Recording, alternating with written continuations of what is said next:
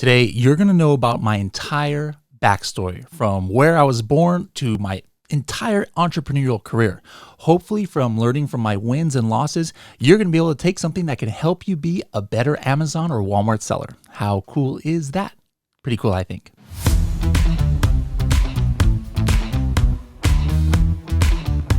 Hello, everybody, and welcome to another episode of the Serious Sellers Podcast by Helium 10.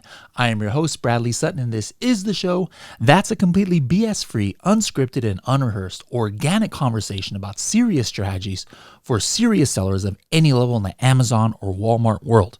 And we're going to learn about a serious seller today, myself, all right? I haven't done one of these in a long time. People were sending messages saying, hey, we want to know more about your history. You know, we know about all these other amazing guests you've had, but we want to know, what can we learn from your history?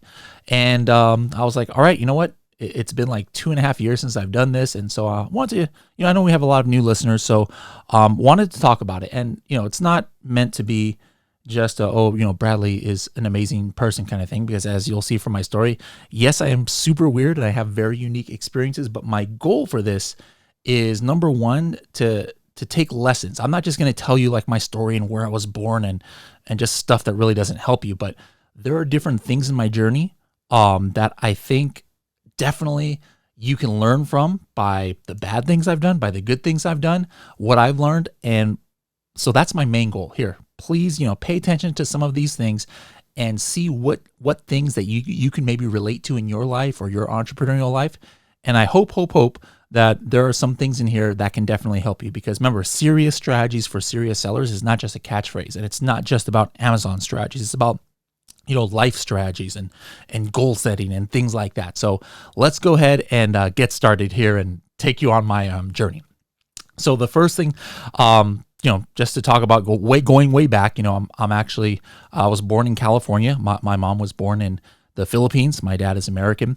And I lived in California, pretty much my whole life. From a very early age, due to church, from when I was 4 years old, I was doing public speaking for like over 100 people. So that's where that kind of, got started. I never did podcasts before this, but the reason why I feel comfortable here is because I've been doing that kind of public speaking in front of big crowds since I was younger. Now, my childhood was nothing that exciting. I don't even remember, much of it. I did live in Japan when I was younger for 3 years, but most of my life, most of my young life, I lived in California. I was a typical nerd in high school. All right, didn't do sports, didn't do anything. 4.7 GPA, ranked number one in my class. But here's where went a little differently.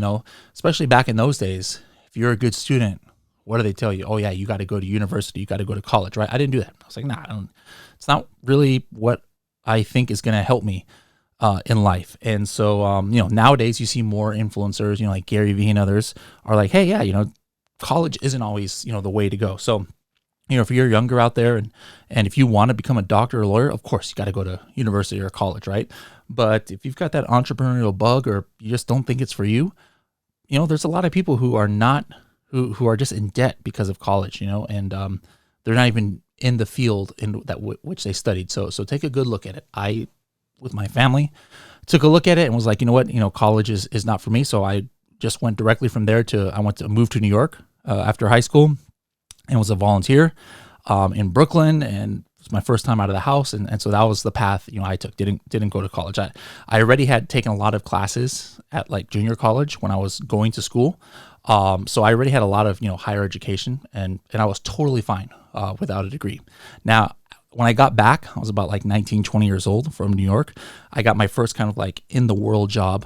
I was actually a executive assistant for the CEO and the vice president of Hot Dog on a Stick corporate headquarters. That's a chain of fast food stands from malls that maybe you guys are familiar with here in the United States. And that was my first kind of like, real job. And during this time, this is when like the Fast and Furious movies was popular. And I've always been kind of like this person who likes to do different things. You guys are definitely going to see throughout this episode that I definitely march to the beat of a different drummer. So in those days, everybody had like Hondas and Toyotas and we're fixing them up. But I was like, I want to be different. So I'm going to get a Korean car. I'm going to get a Hyundai. Now, nowadays, Hyundais are top of the line. But back in those days, Hyundai didn't have that great a reputation. So I want to fix up my car like, the Fast and Furious and things, but I couldn't find parts. American companies weren't making parts. So did the logical thing. I went to Korea. I was like, hey, let me find some parts from Korea. And sure enough, in Korea, Hyundai and Kia were like the Honda and Toyota of Korea. So there's a lot of companies making parts. And I found a company, it was called Shark Racing. And I was like, wow, these parts are really cool. I started ordering them and I was like thinking like, wait a minute, it's kind of expensive ordering this stuff. And I bet you everybody else who has a Hyundai and wants to fix it up is trying to order products from this guy. Maybe I can like do something to make some money off of this and make it easier for other people. So I contacted the company. I was like, hey, let's do something together. I mean, here I am 19, 20 years old. I'm like, hey, let's go ahead and start a company together, like a US company, and let me open a warehouse. And instead of you shipping these parts from Korea to the United States, one by one to customers, let's open a warehouse and let's send them by the container, and I'll run the warehouse for you. And, I'll do all the shipping and stuff. And boom, within a few months, it was all set up. I quit my job at Hot Dog on a Stick, and I was 20 years old, opened up a 3,000 square foot warehouse and was fixing up my car because that was my passion, and was, to help turn that business into $1 million a year business, within just a few months. And so, the lesson there, I guess, is things work out well a lot of times when there's a passion. Like if you're passionate about what you're doing, it's like your hobby, or you want to do it for yourself too, then you're going to put more into it and be willing to take more risk and things like that. So that's what I did. But at the same time, it doesn't matter how passionate you are about something. If there's not demand, you're not going to be successful. So what I did was I made sure I was like, hey, there is demand. And this is kind of like the whole process behind product research or product hunting on Amazon. Is you're looking for demand, but non-existent or weak competition. I knew there was demand for Korean car parts. I wanted it for my car. I knew there was lots of people who had, for message boards and things in the 2000s of people who were looking for car parts, but there was no competition because no American company had it. Everybody had to go to Korea. So again, use that same philosophy works today when you're looking for product opportunity on Amazon. Where is their demand? Where is their search volume? But the existing competition, customers are not finding what they are looking for, or at least it's a very difficult process. In addition, it's a great business model as well. If you can find things that there's demand for in the country that you're living in, be it US, be it Europe, but everybody who has to order these products are having to order from overseas and with long shipping time, that could be a great product opportunity for you.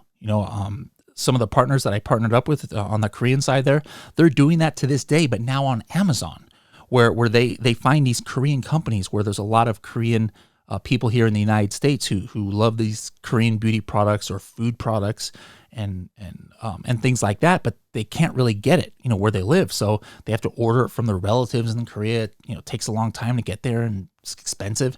So they contact these companies and like, hey, let's set up a warehouse for you guys over here. So this is a great, here's the first lesson, I guess, from my past that you can apply to Amazon now.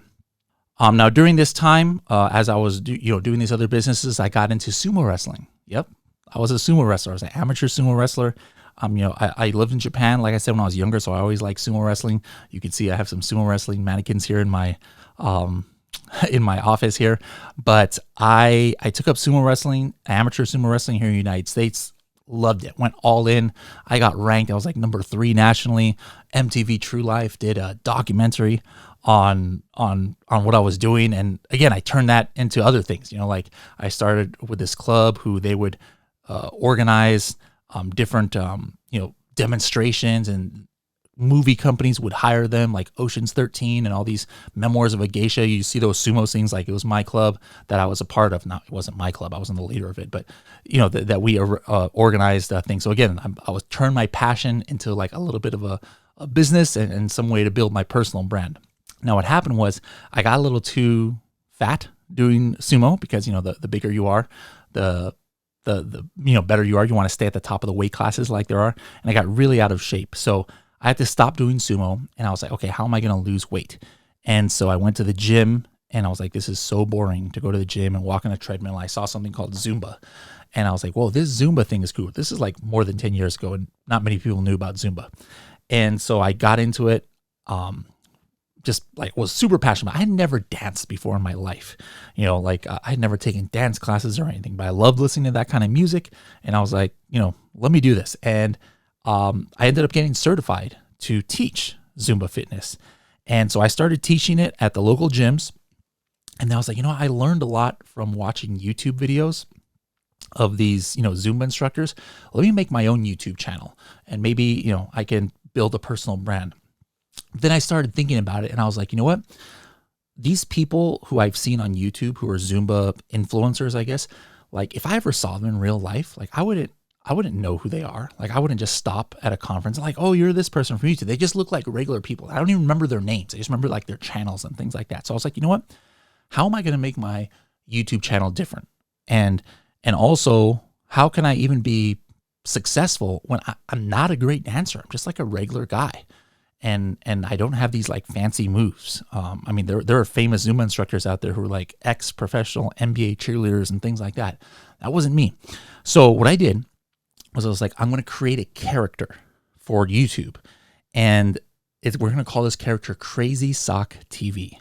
And so what that character was, I always wore hats, and then I would have one crazy sock on my arm where I would cut off part of the sock and it would go on one arm, and then the other sock would just go on one leg. It was like a knee-high sock. Crazy colors, crazy designs, always different, and then wild colors I would wear. And then I knew people weren't going to remember Bradley, but they were going to remember Crazy Sock TV. Sure enough, it went kind of mini viral. I got tens of thousands of followers on YouTube, which 12 years ago was like unheard of. Nowadays is kind of common. Tens of millions of views on YouTube. Now here's some learning from here. Number one, it's about branding. All right. Like if you want to be memorable, with your Amazon product, build a good brand. Maybe people aren't going to remember your name, the founder behind the brand. Maybe they don't remember just a random brand name like Manny's Mysterious Oddities, right? But if you build something that's memorable and double down on it in your social media, you're going to make yourself memorable and people are going to recognize you. I was more successful than almost any of those professional Zumba instructors. I know it drove them crazy. They're like, what is this amateur guy? How come he gets millions of views and we don't? Well, that's another thing too, is be relatable. All right. If you're building a personal brand, out there, sometimes the guy or gal next door is kind of a good look. People relate to that a little bit more. So if you're trying to build your personal brand out there as an Amazon influencer, don't try and be like this high and mighty person. Sometimes, there's nothing wrong with that. If you are if you are a professional, like I wasn't a professional dancer, so I wasn't going to like portray myself as a professional dancer, but how I portrayed myself is, hey, I'm just an average Joe. I'm an ex-sumo wrestler. Guys, if I can do Zumba, you can, right? And that inspired people. And that's why I was so popular. I didn't do perfect moves. I wasn't that great. I mean, you could probably see my videos. There's nothing that special about what I did, but I was memorable with my branding. And I was appealing to the masses in that I wanted to make them think and inspire them that they could do the stuff that I could do. And that's kind of like how I do things, nowadays as well.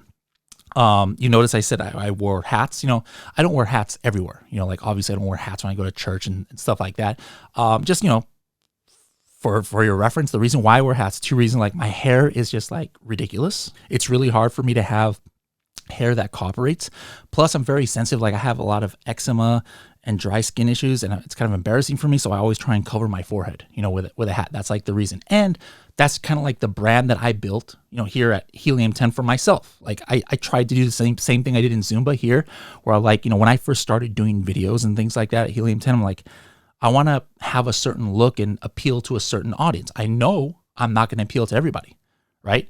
I don't want to try and be Joe everybody. All right. I just want to be somebody who can appeal. So I was like, I want to appeal more, to the younger population out there, and I want to be approachable. I don't want to, seem high and mighty and things. So I was like, I'm going to have a little sporty look. I always have like, sports shirts or things like that, and hats forward, backwards, whatever. And I was like, this is my brand. This is going to be my personal brand. And I'm going to stick to that. And that's important too. Once you pick your brand for your Amazon product and your image and how you portray it in social media and in your branding, stick to it. All right. People know fakes, right? Where you try and change who you are or what you're trying to do or what your image just to appeal. It comes across as not genuine, So like new people have come to our company and even existing are like, you know what, Bradley, you shouldn't wear your hat all the time, or I'm not sure how professional you look. I'm like, this is my brand. This is like, I'm not going to go change, my branding just because, maybe I'll appeal to a different group. Because for all the people who know me, they're like, well, what are you doing? Like, why are you like 7 different characters here? Like, so again, I'm trying to stay, true to my personal brand. And that's how, I try and handle my Amazon brands as well. And I'm hoping you guys too. So once you choose a brand, kind of look and feel, stick with it. All right. Doesn't mean you can't recreate yourself. Helium 10 had a completely new brand, but there was a big promotion, beside that. And we explained it. It wasn't like, oh, Helium 10 is trying to be this to this group of people and this to another group of people. No, we like changed our brand as a whole. We explained, the ideas behind it and everybody was on board. But just keep that in mind. So there's somehow you actually hopefully could learn a branding clue from my Zumba career. All right. Next up in my life, during the Zumba years, the car parts business just started going down. I mean, there was a recession at the time. When there's a recession, people don't need carbon fiber hoods and stainless steel exhaust and things like that. So I was like, you know what? I need to get out of this business.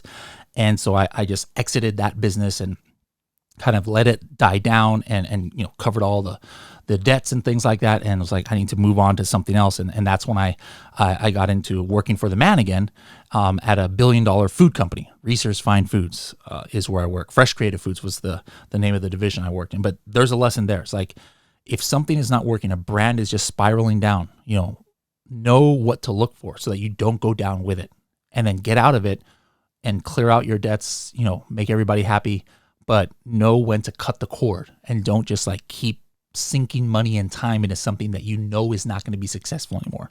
That's what I did. That's what you can also do with your Zumba career. Now, here's another thing. I didn't too much like working for the man. Never have. I much like being my own boss, right? So it's a mental game you have to play. Sometimes we do stuff we don't like to do, be it in Amazon. Maybe you don't like PPC. Maybe you don't like accounting. Well, that doesn't mean you don't do accounting. You got to like figure out how to kind of like work it so that you can get by. So what I did was I made games of everything. I challenged myself. I made personal competitions and I literally made myself love what I probably didn't like doing. It wasn't just I liked it and now I wanted to love it. No, I didn't like this stuff. Like some of the jobs I had. I was like an inventory management specialist for salad kits going around the country. And I was like, what is this nonsense? So I made myself like, how can I save the company this much money? Or how can I arrange this that nobody else has done before and be the best ever that they have ever seen at this? And so I would like work overtime and everything. They never asked me to work overtime, but it became fun for me. I took something I didn't like and I got to work joyful because I was like, this is awesome. They changed my job at one point where I was scheduling the semi trucks that would pick up the food. And I would stay sometimes like 5 hours overnight just because I was trying to arrange the routes and have the trucks pick up as much as they can. This is like boring stuff, but I became so passionate about it. In my mind, I forced myself to have made it a game and a challenge with myself that I was even staying overtime when they weren't even asking me to. I wasn't getting paid or anything. So that was how I was able to get through that. And that's how it's going to be in your businesses, guys. There's different aspects of your business that maybe you're not passionate about or you don't like doing. Well, you got to figure something out. For me, it was gamifying it, making it a personal challenge, trying to be the best, do whatever it takes in order to do those tasks that maybe you don't like to do. Now, while I was working for this food company, my former partners from the Korean companies that we were doing the car parts, they came back and they're like, hey, we want to do something new.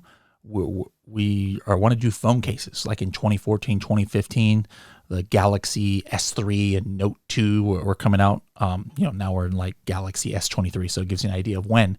And they're like, we think this is going to be big. So they're like, hey, come join us and we're going to start selling online and different things. I was like, you know what? I'm down for a new challenge. So I left that $1 billion food company, which was a very solid job. And I went into something completely unknown to me, the cell phone case industry. And it just completely went viral because they started selling it on Amazon, which they hadn't done before. They were trying to sell it on .coms, which still was popular back then. And it just blew up. They were importing containers of these phone cases. They were selling thousands of units, sometimes every single day, of these phone cases. Now, here's the thing. They really didn't know what the heck they were doing. They just kind of like lucked into it, and sometimes you guys might kind of luck into some success, like it might go viral or from Instagram or TikTok or something like that. But you got to know how to manage it. All right. We did some good things and some bad things. So I was like, hey, I'm all into this business. My contribution is I'm going to give you guys the warehouse. I had a warehouse here at my house, so the house I live in now. And I was like, you know what? I'm going to move out of my house, move my whole family in with my parents. All right. And that's what I did. And so that they could use my house as the office. So my house where I live became the office of this new company that we formed, and the warehouse that I had used for my car part business, which was in the back. It's a 2,000 square foot warehouse. It became like the warehouse for our cell phone cases. And we were just going like crazy. So, when you start a business, sometimes you might have to make sacrifices. You think my family was really happy about that. Like, actually coincidentally got divorced shortly thereafter, but that had nothing to do with moving out of the house. But family wasn't happy. Kids have to move in with their grandparents and things. But you've got to make sacrifices sometimes when you start a business. And so I was like, you know what? That's my sacrifice that I'm going to do. I'm going to give up my house, and then let's see if we can get this off the ground. And sure enough, it got off the ground, and we were doing awesome. Now, here's the thing. Instead of trying to figure out and recreate and figure out their success of how their products went viral, they just kind of tried to keep doing the same thing over and over again. And now these other companies like Spigen and these other cell phone case companies came in, they saw what we were doing right, which was like the 3D imaging and things like that nobody on Amazon was doing. But they were able to figure out the algorithm and things like that we didn't figure out. Me personally, I didn't know anything of what was going on Amazon. I was like the warehouse guy. So I was just in the warehouse, and I would send stuff to FBA, and I would package fulfilled by merchant cell phone cases every day. Like sometimes I would do 600, 700 orders a day. Now I'm not packaging that by hand, or I was doing it by hand, but we had a machine that would print the address, and then I could just like hit a button, and the address would go right onto the bag, and it was crazy. We had an amazing system, but my business partners didn't really teach me too much about Amazon. They were handling that side. So I didn't know what the heck was going on. And as it turned out, they didn't really know what was going on either. And because of that, the business just kept going down and down. They weren't innovating. And eventually we started having some issues. Like we were kind of like a 33% ownership. There's like 3 of us. And then we were all wanting to go different directions. But it was like, how do we make a decision? There was like no leader because we each owned a third of the company. And then one of our business partners, it turned out, he was super shady. And this is a guy I knew for like 10 years. And it turns out like he was like totally ripping off our suppliers. Like he got like 2 containers from a supplier and then never paid them, and then switched production to a different factory. We had no idea. So guys, be careful, making agreements, even if it's with friends, make sure everything is in writing. That was something that I failed to do, and we had tons of trouble. It got so bad. Check this out, guys. It got so bad. He went back to China to organize something, and the old factory that he screwed, they had connections with the Chinese mafia. They straight kidnapped him. They kidnapped him and held him for ransom, pretty much. I got this call. It's like, yeah, we've kidnapped, your business partner. You better pay us back the $100,000 you owe. I was like, what? We're like, what? Oh, $100,000. And this is where it got kind of hairy, because my 2 business partners were Koreans. I was the only American. It was my name on like the company and everything. Bad move, Bradley, bad move. Be careful, guys, when you join, partnerships, even with friends. And so the way that we could get him out of being kidnapped, I had to kind of like sign my life away. It was kind of crazy. I had to like sign that I was going to be responsible for the $100,000, because they didn't really have any legal way to hold us to that money. So they had to make me be legal that I was going to pay them back $100,000 in X amount of time. And so, the Chinese mafia's lawyers, who are US based, like that's how serious these guys were. They actually had US lawyers on retainer. So I had to go up to LA and sign it away, and it was rough, like that's crazy, I was thinking, to myself, like, what if I can't pay this $100,000 back? They know where I live now. My family's in danger. This is crazy times, because I really, didn't prepare myself and didn't know what my partners were doing. But thank goodness we got those $100,000 paid off. And then by this time, I was just like, you know what, this is not for me. So one of the other partners still had some big plans for coming. I was like, it seemed pretty good, but I was just kind of like, you know what, at this stage, I'd much rather just be away from this company. So again, I knew how to cut my losses, and I left that company. Still stayed. Not with the shady guy, we completely cut off communications with him. But with my other business partner, I was like, you know what, we're still cool and all, but you do your thing, and I'm just gonna do something else, because this was just too scary of a situation. I just want to kind of distance myself, from this. So again, the story, the moral of the story there is, something's toxic for you, again, know how to get out. Important. Now, at the time, I was listening to a podcast. I'm not a podcast listener, but I just happened to be listening to an Amazon podcast. It was by Kevin Reiser, and he was like, "Hey, there's going to be a Zon Squad live." This was in 2015, 2016. It was an Amazon conference, and I was like, "You know what?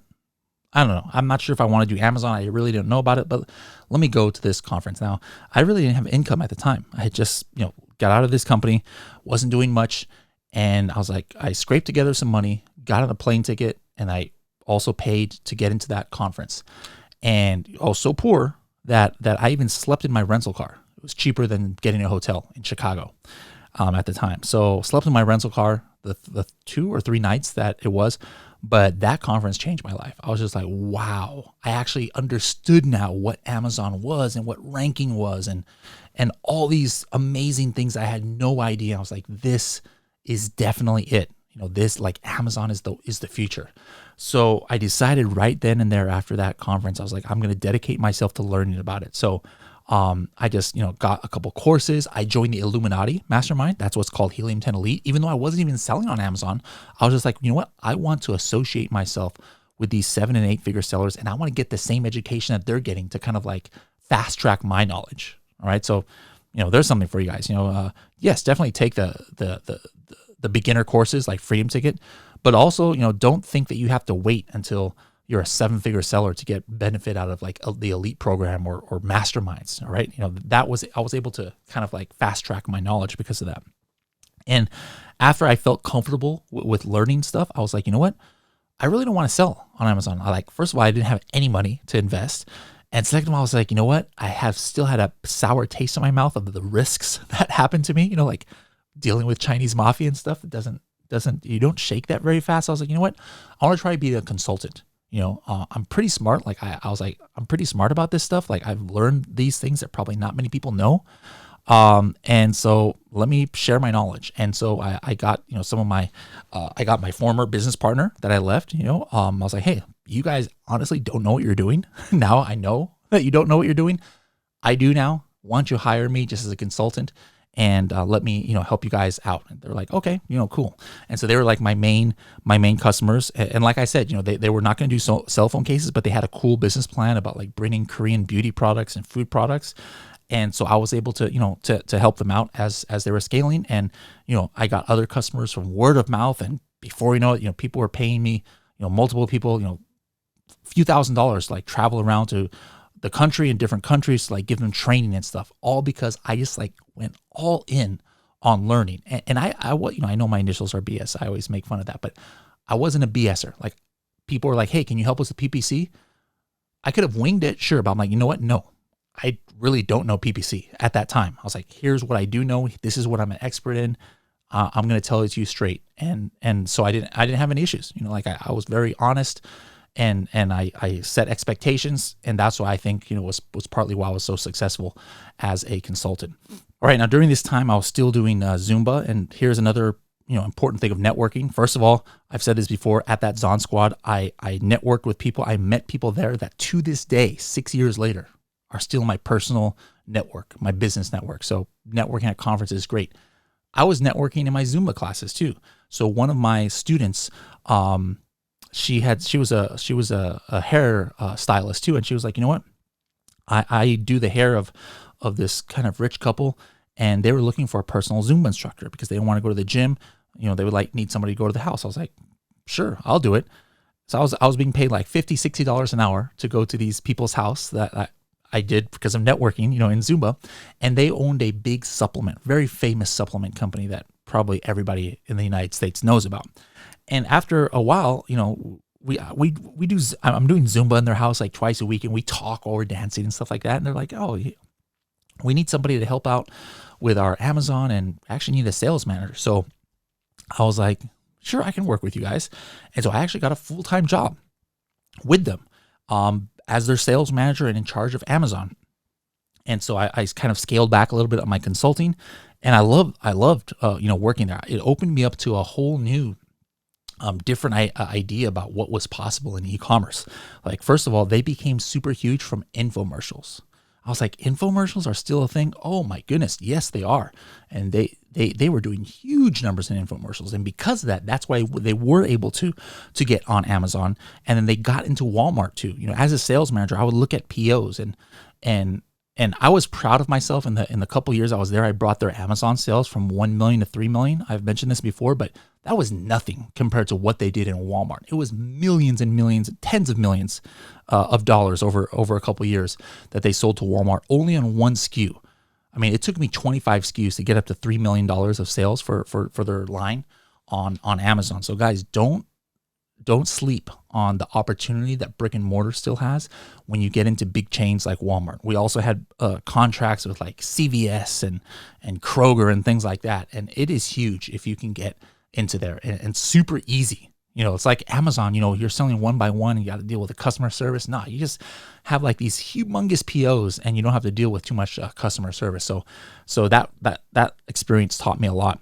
Now, it was during this time that I first learned about Helium-10. It's actually a couple of people, I think Barkus and then also MeTool, who has been on this podcast before, were like, hey, have you tried out Helium-10? I was like, oh no, let me see what this is. And I was like, whoa, this Helium-10 is amazing. I can like cancel my Jungle Scout and my Cash Cow Pro and all these other softwares that I had. I was like, Helium-10 has all of this in one.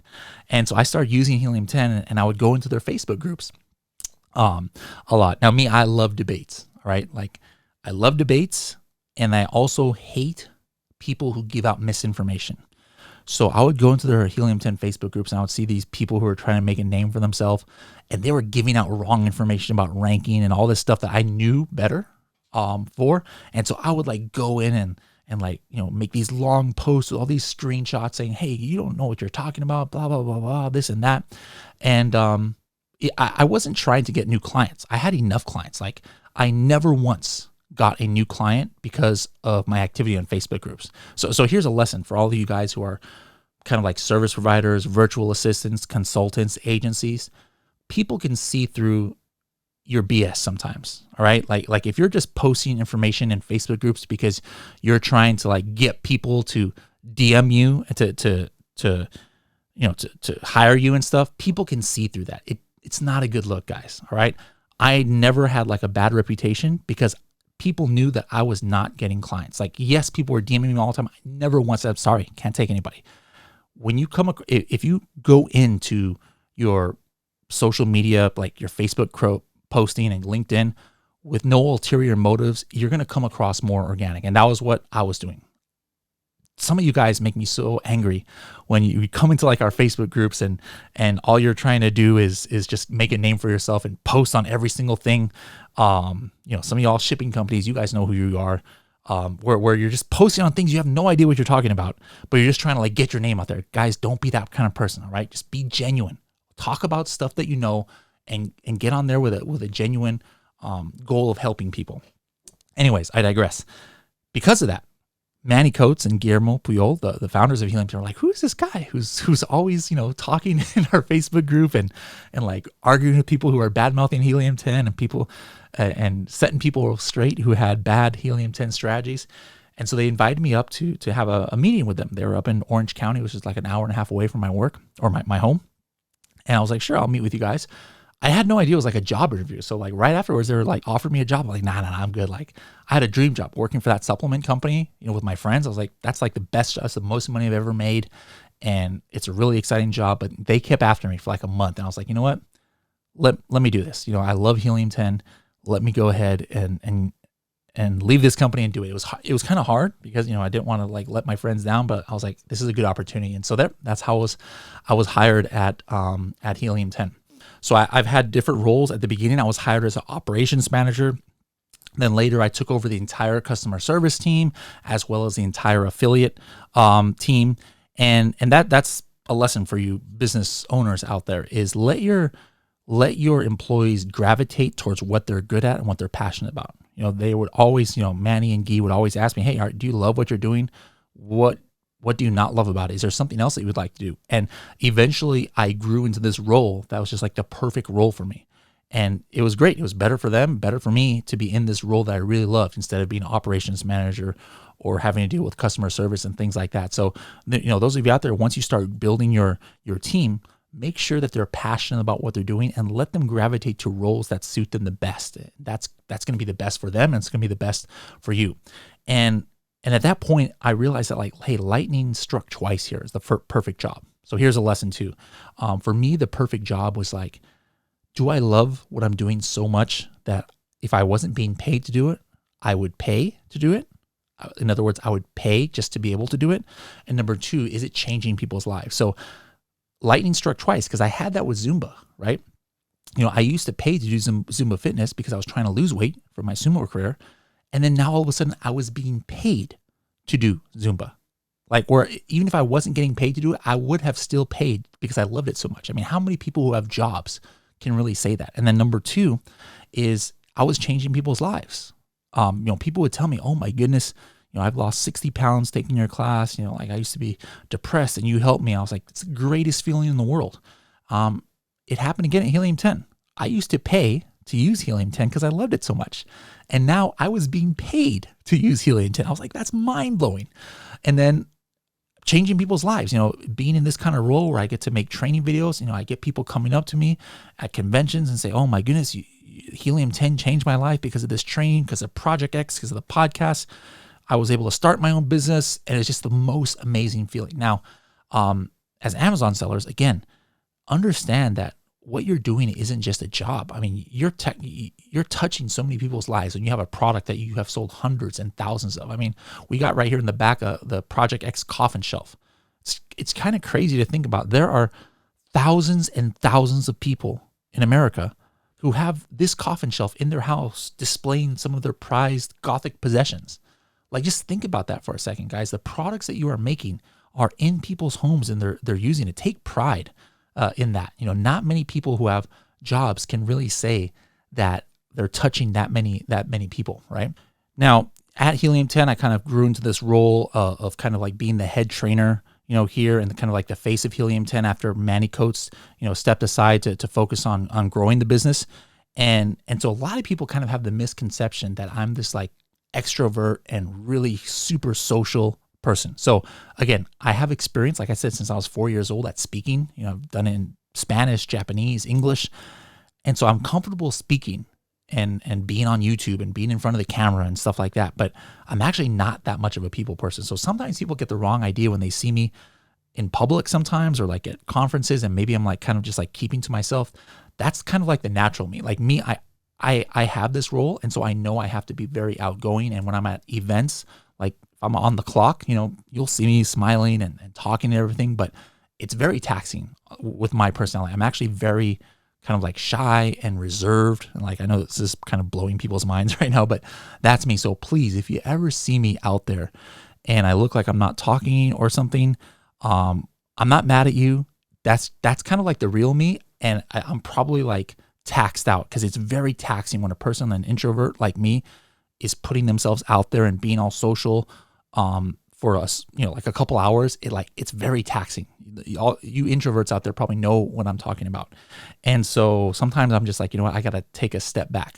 But here's the thing. I'm not comfortable socially, right? But you guys would have never known that unless you saw me kind of in my feelings, or unless I'm talking about it now. And you got to think sometimes there's stuff that maybe you're not comfortable doing, or that you don't even like doing, but you have to do it for your job or to help your Amazon business grow. Again, going back to like I said I did when I was at the food company, you've got to make yourself like doing it. Now me, I actually do like helping people, and so that's what I focus on. It's like, hey, I'm uncomfortable around people, but I'm going to push through this because I know this is important for my job, and it's important that I can help, people do this. And I'm not talking about phobias, guys. All right. I hate eggs. I hate heights.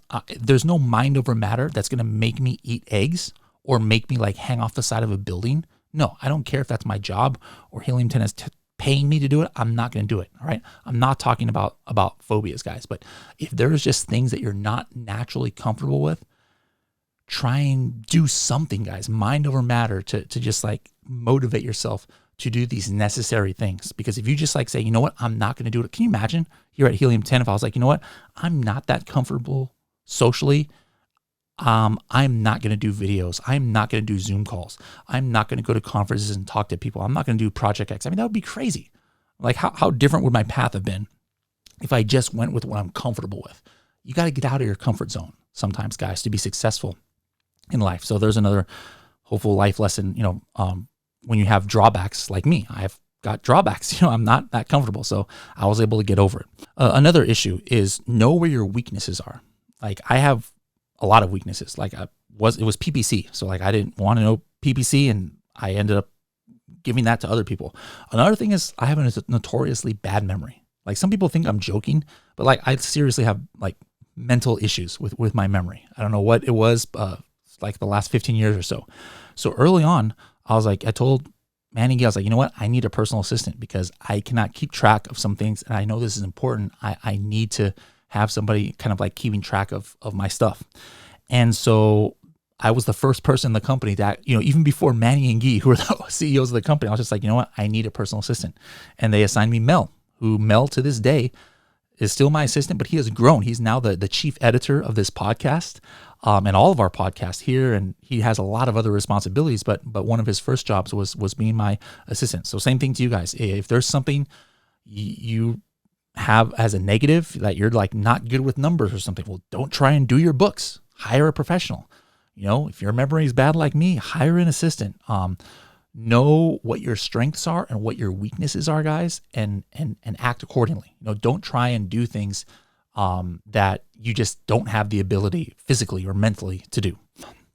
So after I started working at Helium 10, I like I said, I stopped doing consulting, and I quickly realized I was like, I cannot be in a position of training here or in education if I'm not in the game. So I started selling on Amazon for the first time. I had never sold on Amazon before.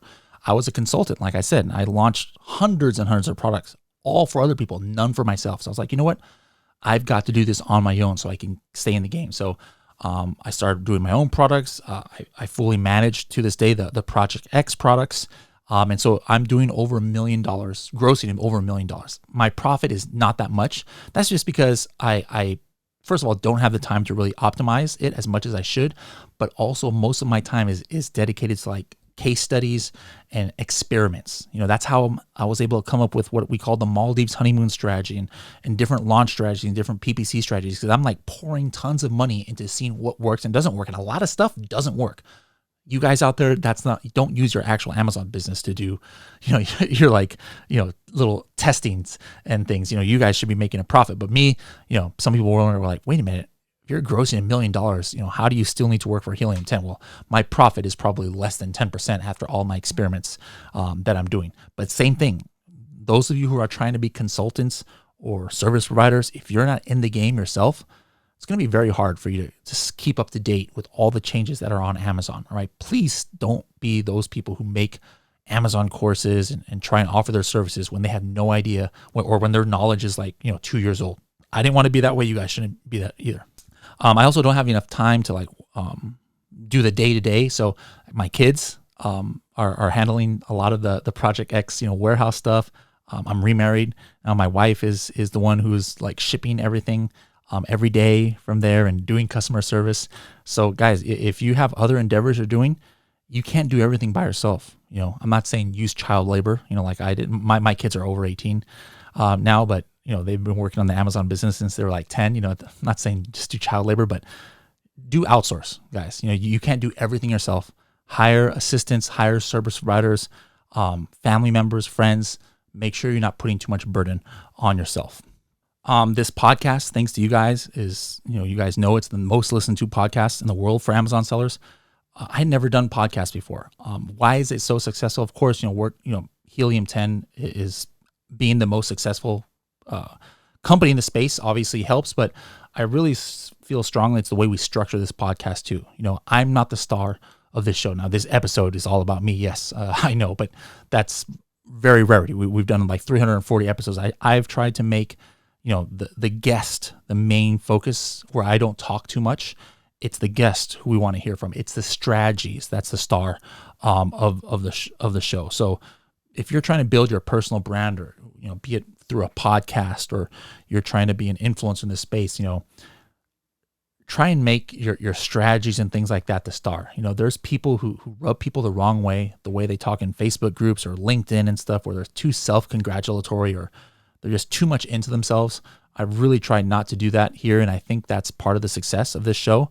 And if you're trying to make a name for yourself out there, or you're trying to make a course, more power to you. But try and come across from more of a humble place, where you're making your students and the strategies a star instead of yourself. Other things that I don't do well, I talked about being in front of people and my memory and stuff, is work-life balance. Because I get so passionate and obsessive over things, due to that's the way that I make myself love always what I'm doing, which again is so important. Love what you're doing always. Sometimes it's hard to control how much time I spend, and I get too obsessive, over things, where I don't have the good work-life balance. So always make sure your family comes first, guys. I haven't always done that, and suffered from it, because of that sometimes. So I've had to take time off because things kind of get out of hand at home. And so, don't be me, guys. From day one, set your boundaries. What's work time? What's family time? Being an entrepreneur, there's that meme out there where it's like entrepreneurs are the only people who quit working 40 hours a week so they can work 80 hours on their own business. Don't be like that. Set boundaries when you start working for yourself, of what's your time, what's the business time, what's family time, and make sure you stick to those. I mentioned my kids, give them a shout out. My kids have turned out pretty good despite, this entrepreneurial life. My daughter is 20. She had her A degree when she was 18, played varsity basketball 4 years, never got less than an A, taught herself Chinese, speaks Spanish, also speaks Japanese now. My son, 3 years varsity basketball, was like the leader in San Diego for Division 5 for rebounds and points. Last year, never got less than an A, also now speaks Japanese. So, even though I maybe didn't have my work-life balance, they still came out pretty well. So, proud of them. So I'm definitely giving them a shout out there. I don't go out too much.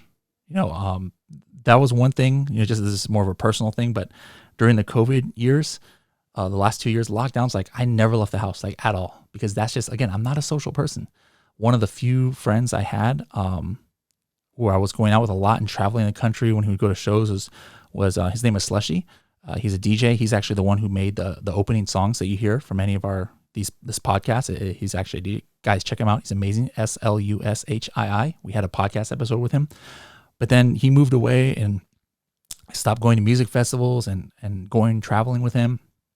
And so, I'm just pretty boring of a person in my personal life now. What I do in my spare time is like, I watch a lot of Korean dramas. You can see here, Reply 1988, my favorite Korean drama, a little picture of that in the back. I watch tons of anime.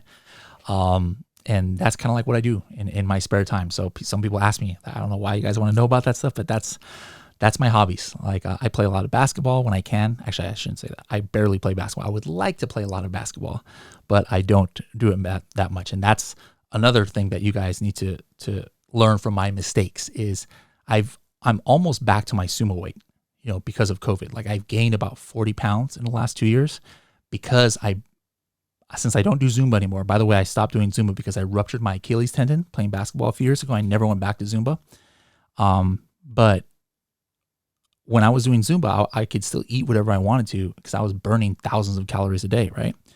Well, being in my house and working at home is great, allows me to be with my family, but I had no kind of like health balance. I was just getting DoorDash all the time and never working out, barely playing basketball, not dancing. Guys, once you start working for yourself, you have got to set a schedule to keep your physical health. Like, get a routine. I need to get on that right now. I'm kind of putting this out there that, hey guys, in the next 2 months, you see this fat face right here, I'm going to lose 20 pounds in 2 months. I'm like putting that out there right now on this show, 100,000 listeners. Call me out, where I'm going to need to like let Carrie take over the podcast if I don't lose 20 pounds in the next 2 months. I'm setting myself up right here. But anyways, guys, learn from that mistake from me. If you're entrepreneurs, make sure your mental and physical health is on point, because if it gets out of hand, the rest of your life suffers. Like I struggle now sometimes with having the energy to work and sleep schedule and things because my eating is bad and I don't work out enough. So there's another mistake that hopefully you guys can learn. Well, what's the future here for me? My new title is, or it's been for a couple of years now, is Chief Evangelist and Director of Training. I have a team of amazing people working under me now. Carrie, Lem, Shivali, we've got Mel, Nico, Adriana, and Marcus are new to the team. Leilama, we're trying to hire internationally so that I'm not doing everything anymore. For my face being on every single video that's on Helium 10, and we're definitely trying to show that, hey, Helium 10 is not just about me, and I think everybody knows that now. We've had so many talented people here at Helium 10 working, not just in my department but other departments, and it's really great to have an amazing team. I joined the company and there's like 30 employees, and now we have like 320. And so it's really, really awesome to work with a bunch of talented people, and I get to learn a lot from them. And I'm just going to keep on doing what I'm doing here. I love this position that I'm in, and I love working with you guys out there who I meet at conferences, and you guys let me know how Helium 10 can help you crush it more. And I too, since I'm selling on Amazon, I come up with a lot of different ways that our product team can maybe, make our tools better. But I'm not the only one. I get a lot of input from you guys. So make sure to keep letting me know and let the product team know, what you would like Helium 10 or to have on the tool side, or maybe my team to do on the training side that can help you crush it more. I'm super excited for our Sell and Scale Summit that's coming up at the September. I'm going to be able to introduce, one of my personal heroes, Gary Vee, on stage. And remember, I told you my entire Amazon career, including where I am now, can be traced back to my first Amazon conference that I went to. So maybe that will be the case for you too. So guys, make sure to come to our conference. If you want to get tickets, go to h10.me/S3. S3 stands for Sell and Scale Summit. h10.me/S3. And I'll love to meet you in person. But remember, if you see me off to the side, you can still come up to me. Don't worry. I'm not trying to be mean. I just might be a little bit exhausted socially. But if you ever come up to me, I guarantee I'll be nice and I'll love to talk to you. Also, at S3, I'm making a Zumba comeback. We're going to have that Zumba Fitness is going to be part of the S3 conference led by me, hopefully a 30 pounds or 20 pounds less version of me. So I'll see you guys at that summit. Hope you guys found this interesting. I've had a lot of ups and downs over my career, and I hope you guys were able to take something and maybe apply it in your own entrepreneurial career. See you guys in the next episode.